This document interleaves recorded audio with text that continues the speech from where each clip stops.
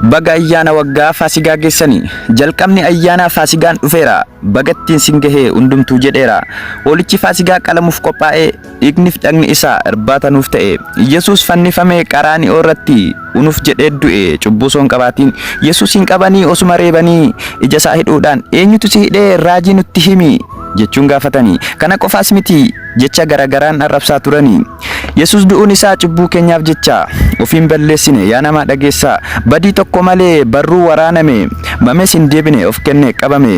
badisa nu oolchuuf du'atti adeeme inni fannifamnaan jireenyatti ceene fannootti adeemuunsaa kun hundi anaafi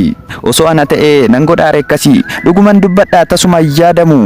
gidiraanni baates anaaf hin baatamu dirmammuun dhagnasaa jireenyaaf nu kaa'e dhaloota hundumaaf birmadduutu ta'e egaa dhaamsan qaba dhaamsa koon dabarsa dhaloota hundumatti jiraachuu isaan labsa har'a yaadannoodha ayyaana Faasigaa